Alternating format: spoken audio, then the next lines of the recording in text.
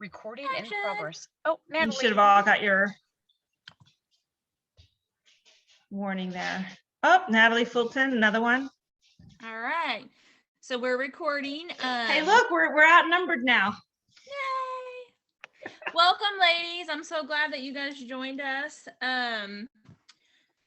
I just wanted to start out by saying thank you guys for being here and just kind of encouraging you. I've been like studying a couple of verses all week, trying to decide which ones to share with you guys and which ones may be encouraging tonight.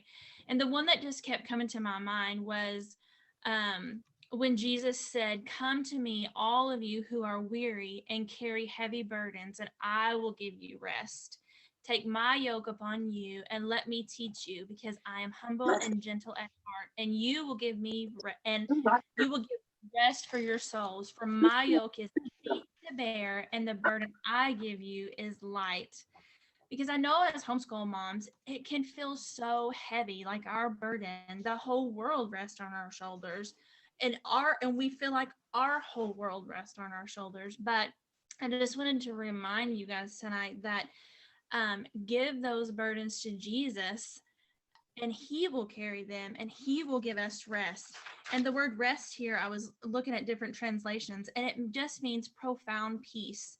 Our peace and rest will come from him if we just give it to him. And I know it's so much easier said than done, but this verse has just been playing over and over in my head this week, and I just wanted to share that with you guys, that he is there to take our burdens for us. And homeschooling is a huge burden that we take on. It's awesome, but it is a burden that we take on.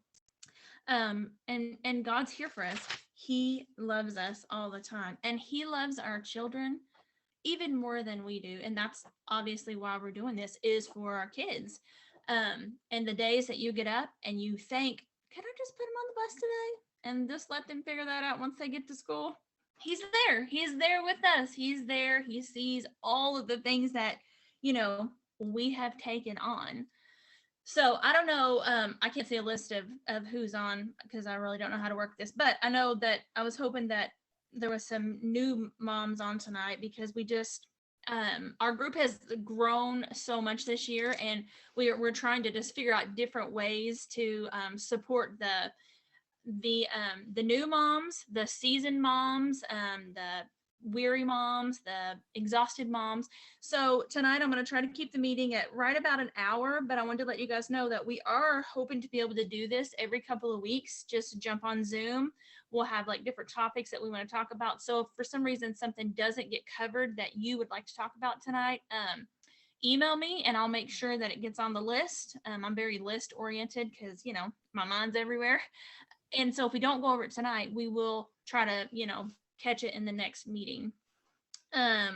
So as a new mom, one of the first things, I have people call me all the time to talk about, hey, how do I get started? What should I do? And the very first thing that I tell every single person that I talk to is write down what your homeschool goals are. Write it down in a book. What are your goals for your school? What are your goals for your kids? What are your daily goals? And what is like one thing that you want to do every single day that is a non-negotiable? And just write it down. I still have my raggedy piece of paper in my old notebook we started 9 years ago of what my goals were. And my goals weren't like to raise a pro baseball player, because I knew that wouldn't happen. And my goal wasn't to raise Albert Einstein. My goal was to raise happy, healthy kids that loved life, that was super sweet, that loved people and loved Jesus. That was my very first goal for them. And so on the days when they were young and we were just starting out and I wanted to yank my hair out because I thought I wasn't doing enough, I thought they weren't learning anything, I would just go back to that one goal, and I wrote down our family scripture right underneath our goal, and I would just focus on that on the days that I just felt so overwhelmed. So if you haven't done that yet, I encourage you just to write down what you really want for your kids, why you really started homeschooling, and just write that down and keep that on hand. And your family goals. What are your family goals? When people ask me, oh my gosh, what kind of curriculum should I use? It's not a cookie cutter answer. There's every single family has different goals. Some families do want to pay for curriculum from kindergarten to high school. They want all of those grades recorded. It makes them feel more comfortable. It makes the husbands feel more comfortable. I don't know, everybody's situation is different. Some people just want to read books all through elementary school and not even start actual books until middle school. So what works for your family? It's so different. And we're living in like the best day possible to homeschool because there are so many options now. I mean, we have so many options. The options are overwhelming. Homeschooling in itself is overwhelming. And now we're so blessed with so many options. It's like, what is happening? So we live in, people that homeschooled 20, 30 years ago. I talk to them. I have a couple of mentors that I talk to all the time. And they are always like, I'm so jealous of all the things that you have to choose from now. We started with nothing. So there are tons of options out there. And I just wanted to mention a few things when it comes to when you first get started, a few tools and sources that are easy to go to when you're first starting to just look at. One of my very favorite things to look at is kathyduffy.com. Yes. She is a Christian that has reviewed, I don't know, thousands of curriculums, and her website will break down every single subject, every single grade. It tells you what type of learning it is, how much parent involvement is needed for that particular curriculum. If you're not utilizing that, and it's free, if you're not utilizing her website, I strongly suggest you check it out. It's a super basic website. It's very simple. I can use it, so I know y'all can use it. It's very user friendly. I have used that since day one. I'm obsessed. And when I look at curriculum, Kathy Duffy has a little apple, and if she gives it her like actual stamp of approval, it has an apple on it. So that's my favorite thing when I'm looking at curriculum and I see an apple. I'm like, oh, just stop on that one because it's got Kathy Duffy's symbol on it. So that's something that I strongly suggest that you utilize. Another thing Nancy? that a lot of people, Yeah, Can you type in that address in the chat so everybody has it, the website? sure. It's all, just to let you ladies know, it's also on our website at the bottom where it says links. And there's links at the bottom of our website, and then there's a tab at the top that says links. And I have that there because that's one of my, that's been my go-to for 14 years. right. So just Sorry to interrupt. No, that's okay. Another thing that I strongly encourage you guys to utilize, and a lot of people forget about it, is the local library. It's totally free. They have, such a good section for kids, especially in the Centennial Hills one. When my kids were young, we went to the library 3 and 4 times a week, and everybody took a bag, like a TJ Maxx reusable bag, and just filled it full of books. And I didn't I monitored what kind of books they got, but it didn't matter if they were, chapter books that I was like, can you even read that yet? No, if they were interested, I let them put it in the bag. It's free. They got to put it in the bag and bring it home. And, and so many people that I've talked to the last couple of weeks, I've talked to several moms who have called and just asked for advice. They're not utilizing the library. And I'm like, dude, it's free. So utilize the library. And get your kids used to utilizing the library. My kids, now that they're older, they're now going to the library by themselves. And I'm like, dude, I just think that's so awesome. Another thing that I talked to several parents this week, utilize when your kids are little and you're feeling overwhelmed, YouTube and TV. There are so many documentaries that my kids have learned so much stuff from the Discovery Channel and all the things. I mean, everybody has a streaming app now. So find one that works for you and utilize that, and don't feel guilty about utilizing the TV. Until my kids entered the 6th grade, we never did history, not once. All we did was watch documentaries, and when I would put them in the car, I would turn Liberty Kids on, the DVD player, and that's all the history they got until the 6th grade. So just utilize stuff like that makes your life easier, and don't feel bad about utilizing it. Another thing that I was talking to a lady I think it was last week, and her kids were really struggling. And I asked her, I was like, have you ever thought about getting a tutor, like hiring a tutor? And she was like, I didn't even think I could do that. Why? If your kids are struggling, don't be afraid to ask for outside help. Don't be afraid to ask grandma and grandpa. Zoom is a thing now. Let them teach them something. Once a week, I think they would love that. Now my oldest son is teaching my daughter, my youngest daughter, math because I'm terrible at it. I do not know what I'm doing. Utilize those sources. My husband has always taken a subject every single year, and it's his subject. I don't micromanage how he teaches it. I don't care when he gets it done. And there are many times that I can hear them in my living room doing that at 9 and 10 o'clock at night. I don't care. I'm in the bed having me time and he's in there with them. So utilize those resources and don't feel bad about it. Just let them do it. Let them take over. Let, your mom, your dad, your husband, give them something to do and let them do it. I lost my place. Oh yeah. And Google. I have gotten really, really familiar with Google. It blows my mind the amount of people that call me and like, hey, I'm going to homeschool. What do I need to do first? I'm like, okay, tell me what you've Googled so far. Nothing. I don't understand what's happening. So just utilize, start out. You got to start out somewhere. And so just start Googling. Once you know what your family goals are, once you know what your homeschool goals are, just start Googling and writing stuff down. And if you buy as a new homeschooler, just know that you're going to buy hundreds of dollars worth of curriculum every single year that you're going to throw straight in the trash can. And if you're not okay with that, I don't know if you should be homeschooling. I'm just kidding. But you will. Yes, Nancy. You can give it away too. I've given away tons of stuff. Yeah. I didn't mean throw it like literally. Okay. Always like, I just really meant like I can every time I give it away, it's like that's $300 right down the drain. Yeah. I've given away lots of things that just didn't work for us, but were a great fit for somebody else. Yes, and it's very normal. I never realized the amount of money that I would not throw away, but give away, because it was the greatest thing in the world. And I Googled it and I Kathy Duffied it and I was like, it's gonna be so perfect. And we got it and they hated it and I hated it. And then I wanted to strangle them and throw them on the school bus.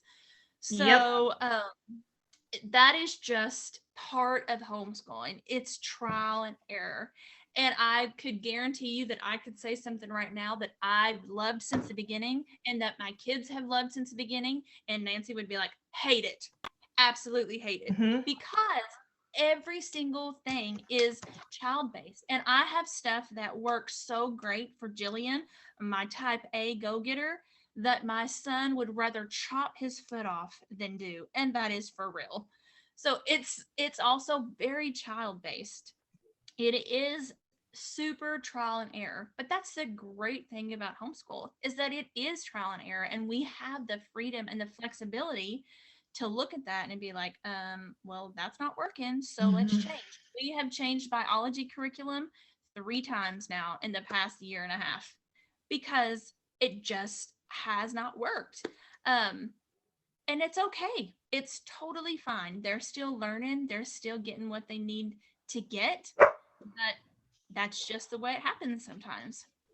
So I just want to encourage you guys. And the last thing that was really weighing on my mind is I had like a mini breakdown a couple of years ago. It was probably actually just a year ago. We were going through major health things, but I was like sitting in the middle of my bathroom one night, just hysterically crying. And Jason came in and he's like, oh my God, what is happening? I was like, I'm such a failure. These kids' lives rest solely on my shoulders, and I'm never going to get them graduated, and they're never going to be successful. And he was like, babe, this does not fall on your shoulders. You're not responsible for their success. And it was like just this weight was lifted because all this time I had put so much pressure on myself that these kids' lives hung in the balance in my hands. And he was like, that's in God's hands. That's not in your hands. It's not solely on your shoulders. I'm here. These kids are half mine.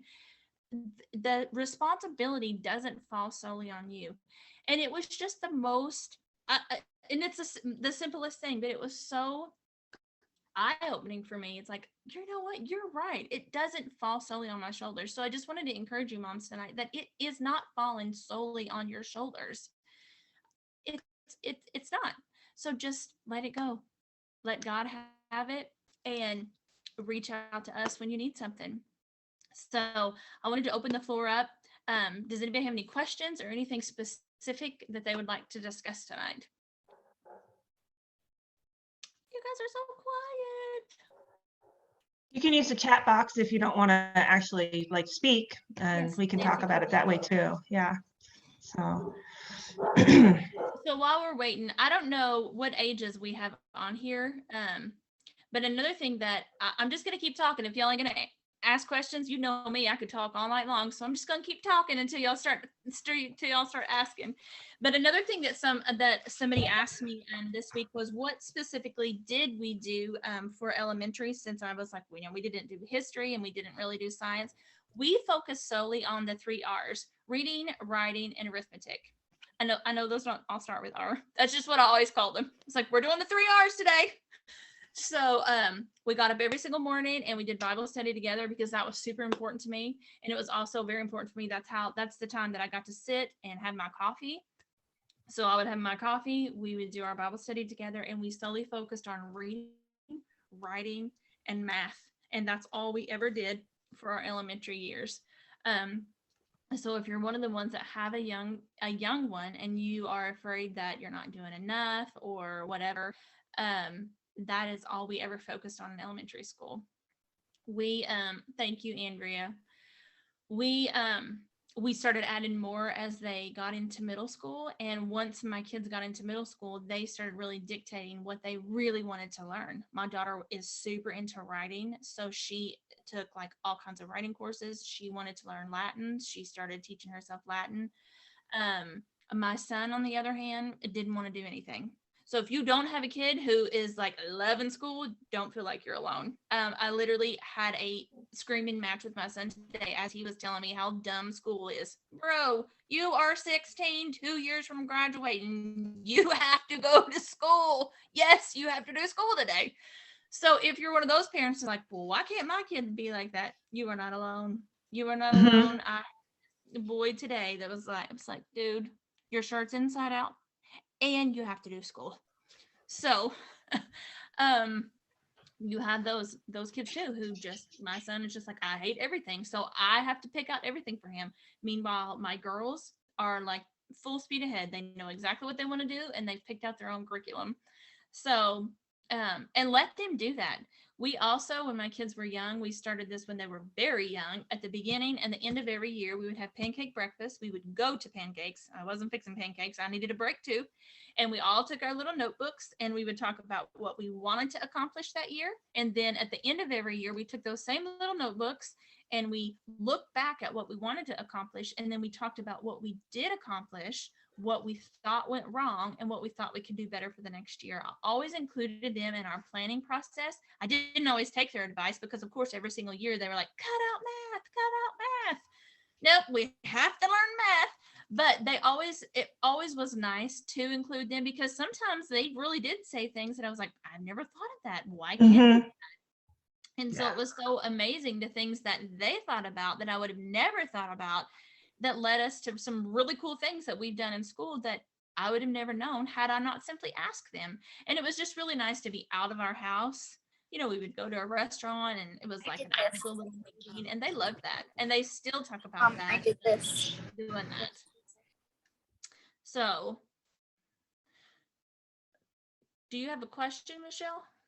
I don't know how to get there. No, sorry, I just joined. My daughter was asking me a question. Oh, okay. Well, welcome. So what kind of things do we do as a family? I'll answer it and then I'll let Nancy answer. So we have always, once they got into middle school, we always did science as a family. We did, oh my gosh, my memory is really bad. Nancy, the science that comes with the book and the workbooks, and it's Hooked to My Father's World. I'll think of it in a minute. So we always did science together and we always did Bible together. That was the two things that our family did together every morning. And then we would split off for writing, math, language arts, all of that kind of stuff. We did individually, but the two things that and history, I'm sorry.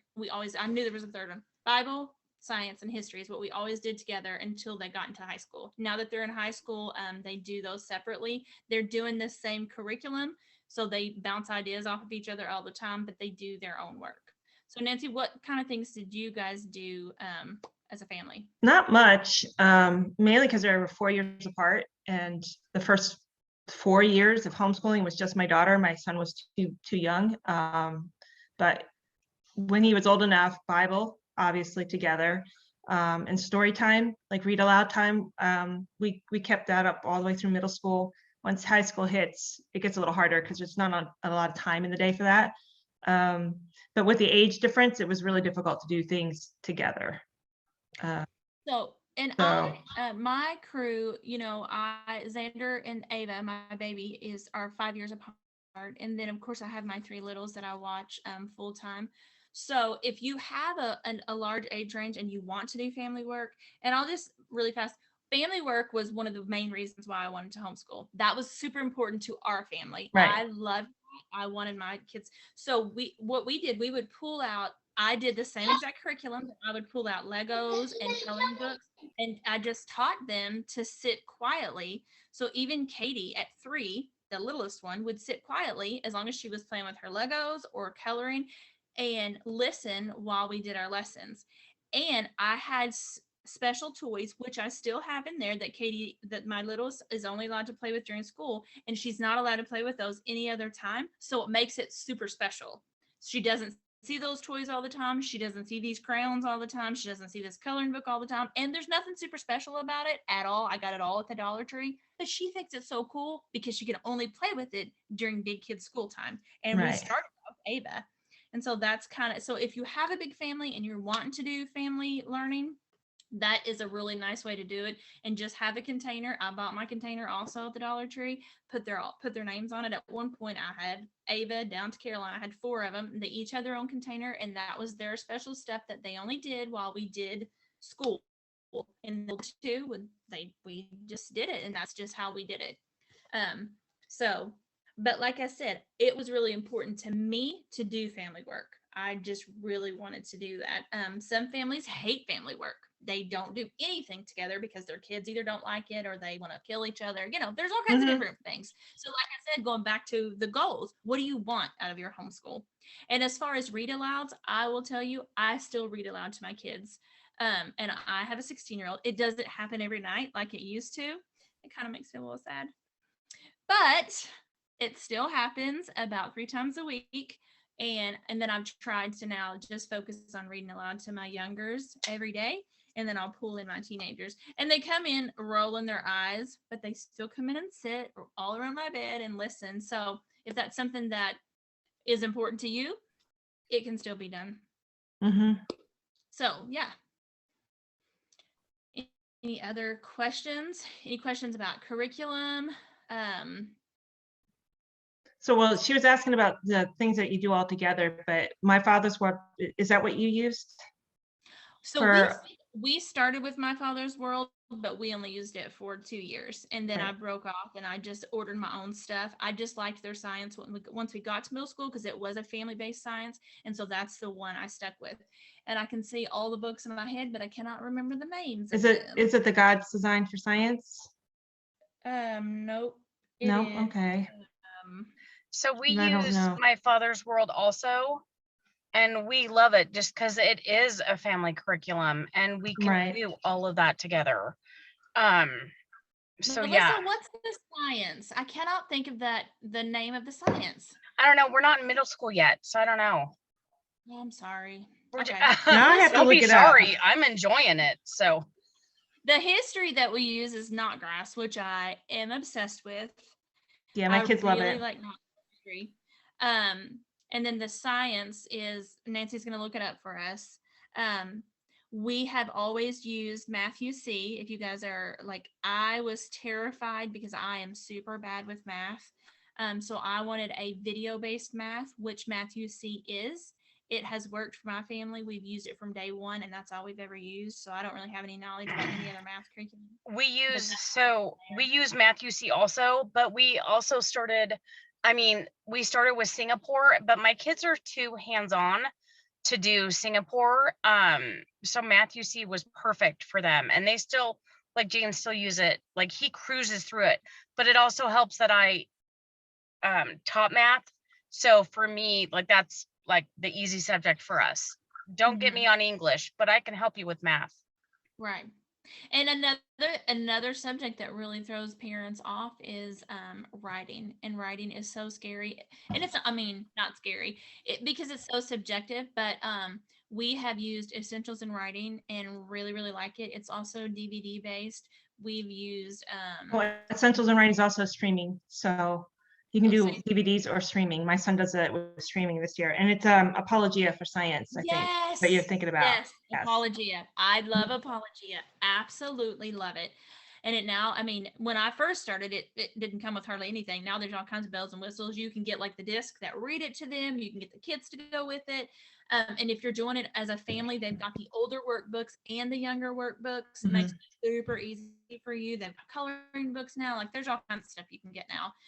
So that is a super awesome family-based. Another one good for family science is Berean Builders. So theirs is built. We did a couple of those books, and you can do. It's divided. The lessons have 3 different levels. So you read the lesson with your kid, and then there's activities, and then there's 3 different levels of notebooking and other activities that you can use. So you can use it from the youngest elementary through middle school and maybe even lower high school. Especially if you've got maybe a slower learner, it would be good for an early high school. Okay. So that's a good source, and it's super cheap. Yeah. So. Okay. Berean Builders. I'll type that in. Yes, please do. And The Good and the Beautiful also has leveled for history and science, I know for sure. You can download the different levels, 1st through 3rd, and then 3rd through 5th, and so on and so forth. Nice. So if you like family-based curriculum, there are so many out there. For history, there's Mystery of History. Mystery of History is great for for teaching different levels at the same time. And also is Story of the World. I love that because it's cyclical. So Story of the World is good too. Mystery of History is also cyclical. So, and you can reuse it and then reuse it through high school. So that's recommended for more like upper elementary through high school. I really like, we've always used Snodgrass History and just made it work. I'll just order. I will say that how I did family learning, if it didn't have like different breakdowns, I would always order to the highest level student, and then the younger ones would catch what they needed, and they catch way more than what you ever think that they will. Right. That is. I will say, when my son was younger, he did sit in on our lessons. He just wasn't being taught, if you will. So. Oh yeah. I mean, and when they're young, don't stress about that. I have like, right now we have the 6-year-old that she does math and writing every day, and that's really all we can get through because she's all over the place, and she should be. She is 6. So when they're in elementary school, I don't think that they should be doing more than like an hour and a half of sit down work, and that's only once they get to like 2nd or 3rd grade. Right. And no more than 2, even at 4th and 5th grade, or mine never did. So, I know what I wanted to get back to. So Essentials in Writing also has, for anybody who's struggling with writing for older kids, they have online writing classes where the teacher grades their papers. She gives them their assignments. So I have put my kids in that this year, and it phenomenal. It takes so much pressure off of you. She grades it all. She gives them feedback, and they're using the same forums that they're going to have to use once they go to college. So it's also super awesome to get them prepared for that. So that's another thing that I wanted to say really fast. Is there any more? I don't know how to get to the chat. Is there any more questions in there, Nancy? I don't see any. Nope. What time is it? Let me message. Well, that's good. I was hoping to be on right about an hour. I have a question for you. So with all the different curriculums and kids, and how do you sort of organize the planning of all that to tell them what they have to do? Homeschool So Planet. what is it, Homeschool Planet? That's what I use. It's an online planner. Okay. Over the summer, I will put our lesson plans in there. The cool thing about that is as things change through the year, I take time off, I can easily just bump all of our lessons. So I can do all my planning in over a couple of weeks during the summertime. And then once we start school, I can start school whenever I want. I can take days off whenever I want. I can push it around and all the lessons can be right there. If they're doing something online, I can put the website right into the lesson plan. So every day it comes up and they see where they're supposed to go. I can Ooh. upload PDFs to it. So if you're using a program where you have a lot of PDFs, like if you're using Schoolhouse Teachers, there's a lot of PDFs with Schoolhouse Teachers. You can just upload it right there and they can download or fill in the stuff right there. I love it. It's not super cheap, but it gets the job done and I can see in real time where my kids are every day. So they have a copy of it too, and then they can check off when they've done something. You can give them as much control as you want. If you like, I don't let them edit or grade themselves, but you could if you wanted to, but I don't. So, and they can mark off if my son doesn't get through an entire lesson, he can mark it partially complete so that I look and I can see that he's only done part of the lesson and then just move it to the next day so that he can finish it from there. Oh, yeah, When you move it to the next day, you can then bump all your lessons forward. okay. So you never feel behind. And so, that would make me super overwhelmed, and that's a lot of computer.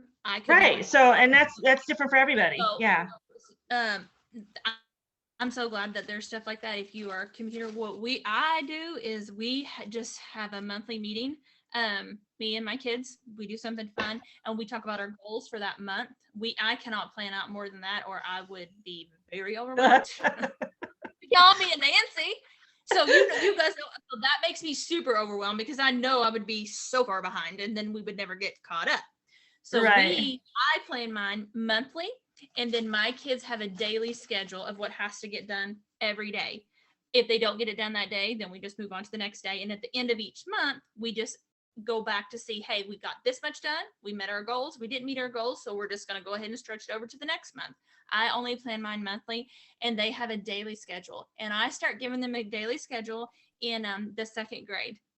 And they already know what they need to get done every single day, starting in the second grade. And I do that because if something happens and I'm on a phone call or not feeling well, they can get up and still get themselves started every day and do things that they need to do, even without me there.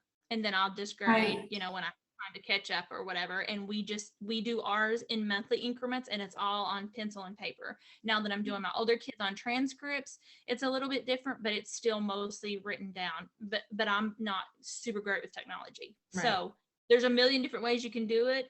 Nancy's way is awesome. And your way is awesome too. Whatever works best for you. And I know people who just use a spiral notebook and write in their daily plans every day. I tried that because it was like, oh, this is so super simple. Not for me. Not for me. It was super overwhelming. So you're like me. Here's my notes for tonight's meeting. Yeah. So that doesn't work for me. So, but everybody's different. I know people who use Trello, who just use a Google Calendar and just put their stuff in their calendar and share it with their kid. I mean, there are just so many different ways you can go about with planning. You can buy a paper planner or make your own planner and put stuff in. You just got to figure out what works best for you and then stop looking. Yes. And what's good for your kids. But I've taught my kids to be super list oriented because that's what keeps my brain straight. So we're all list makers. We make a list for everything. And so that's just, my son keeps his list on his phone. My daughter is just like me and writes everything down. So how do your kids learn? How do they work? Are they going to be okay doing a list and just checking that off every day? However works best for you. But that's That's a few examples. That's good. That's helpful because I was trying to do a week at a time. So I would make like a Google Sheets kind of spreadsheet kind of thing, week at a time of what to do. But then I couldn't keep up with it every week. Like to make a new one, I'm like, oh no, that was not a sustainable plan. Mhm. It fell apart. That's So it's what I been like found a with month. trying to do the notebook sort of thing. I couldn't maintain that. So I like just doing my summer plan and then just going with the flow as the year goes. Yeah. So In my first couple years, I did try to do like this whole year-long plan. I had it all planned out. We were going to sing songs and like love each other. Did not happen. And the second year I did that, I was like, I ain't doing this again because I am stressing myself out. I don't stand these kids. Hey, So- Nancy, Yeah. is Homeschool Planet, is that the planner that you can go and grab a certain curriculum and it'll input all of that for you? Is that one? they have a lot and they keep adding different curriculums to it. So I have used several of those pre-made plans. Usually they're great for at least a base, and then I will tweak it as necessary. There's different ways you can just take things out or add things to it or simplify it. So yeah. Yeah, So so that's that really one's really cool. yeah, that one's cool. I use a homeschool tracker, which is free, and Right. but it's not as I don't know, you have to type in everything. So Homeschool Tracker does have a paid version also, I but know, I don't I have know. that one too. I don't know. Does Homeschool Tracker have the lesson plans or? I don't know. I haven't looked at it yet. I just got it. So So yeah, the Homeschool Planner has the ability to do to just import in lesson plans, and they have tons and tons of them, from apologia to secular stuff, art, math, everything you can think of. You can just plug it in and then move the schedule along as you need it. They also create your transcript and report cards if you need those. So it's worth and to me Homeschool every Tracker penny. does that. Yeah, they do the report cards and the transcript. So that's nice. Yeah. Question. How do you guys keep your kids motivated to do school? Because my youngest, every other day, it's like she's throwing herself on the floor. She's like, I don't want to do school. How do you guys keep your kids motivated? How old is your youngest? Millie, she's 9. Oh, okay. So for my kids, Grace just yelled in the background. She's like, my mom gives us candy. So Not me. You're muted. okay, so sorry. So like what we do for our kids is like I'll give them candy. So if they finish their whole chapter of math, they'll get a Starburst or a Skittle or something like that. I don't try not to go overboard, but the other thing I also used to do is I would give them screen time. So if they completed a certain task in the time frame needed, then they would get a half an hour of TV or Nintendo or something like that. So they had to earn those privileges to get them. And that seems to work like really well. And Jaden, he's 9, and I will not lie, he gives some pushback sometimes. And like today when I said you've got to do 6 pages of math, he freaked out, but he didn't realize it was only like 6 problems. So Right. like I get it. And I think like what I do for him is I will explain like, okay, here is your task, this is what it is, this is what you're going to earn if you get it done. And then after I explain the expectations I have for him, and I'll say it's up to you. If you want this prize, then you'll do it. If not, then you don't get it. So I try and explain it to him in a way that he's like, oh, I'm gonna get a reward type of a thing. Yeah. Okay. Yeah, because my other ones are totally independent and they're like, I want to get all my stuff done, but she's like, nah, I'm good. I found for me, similar to Melissa's, I find what they want. So for my son, he craves being around other kids. He loves going to his soccer. He loves going to his Eagles events. He loves doing things. He wants to get together with his friends. I'm like, okay, that's great, but your schoolwork's not done. So, Yeah. you know, it's a matter of, and he knows I'm serious because he has had a few things taken away from him. Like, nope, you don't get to go do this because you've gotten this far behind in school this week. And, you know, you don't get to do the fun things if you don't get the work done. So sometimes you got to give them the, you know, a reward. And then other times it's got to be like now you get the stick. I am very much like Nancy. We are very like in this Love and Logic in this way, in that we have just a certain set of rules, and we did since day one. And it was like, if you don't get your school done, game time is from 4:30 to 5:30, and you dismiss it. Yep. And if you throw a fit and give me a hard time, You miss it again. will also miss tomorrow. And it's just being very consistent. It's not super easy, but in the beginning, it's very hard, I know. But once you are consistent, they will stop that. Yep. And my son sounds a lot like your 9-year-old, and he was my hardest. And there were days I would shut myself in this bedroom and be like, I am going to kill him. And my husband would come home and he would be like, just be consistent. He will get it. And he eventually did. And now he gets up and gets it done, still gives me mouth. He already gave me mouth this morning. Already knows, like, he wanted to play this video game with his friends tonight, and he got everything done, and I didn't have to say a word. So it's whatever motivates her. Now, my girl was not motivated by that. They were more motivated by a late bedtime. So it was like, okay, if you can get your school done by this time without me saying a million times, do your school, you can stay up till 9 o'clock. And so that really motivated my girls. They always wanted to have a late bedtime. And so they just knew school has to be done by 4:30, the end. And if it's not, we don't get a late bedtime, period. Yep. All good things there. Okay. Find what motivates your kid. Thank you. Yeah, find what motivates them that doesn't drive you crazy. Like, don't give them something. You know, some people like to take their kids to 7-Eleven or whatever, that kind of stuff. I'm like, that is not feasible for me to do that every week, and that's going to drive me crazy. So I found what worked for our kids. You got to find out what works for yours.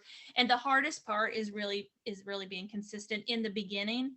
But once you are, she'll see that, hey, mom's not playing around. And the hardest part, whenever like Xander would lose all technology, that meant he couldn't even come in the living room if we were watching a cooking show or something family-wise. And oh my gosh, it would kill me. On the inside, I would be dying. Like, oh God, he's gonna hate me. Or he's gonna turn himself in his bedroom. Girl, he's fine. I'm fine. Everybody survived. So the hardest part is that mom guilt, getting over that mom guilt, because it was so hard to be like, get out, we're having family time, and you don't get to watch because you didn't do your school today. That's hard to say. Especially when she's the baby. Yes, it's hard, girl. I know it is very hard, but in the end, it will save your sanity. It will make it will save your sanity. I would definitely back up all of that. If your kid thinks for 1 minute that you don't mean what you say, then they're not gonna do what you want them to do. And you're gonna be locked into a frustrating fight with her, when all it has to be is, no, I'm serious. And with my son, at least, it's usually he only has to lose something once or twice and he gets the message, like, I'm seriously gonna take this all away from you.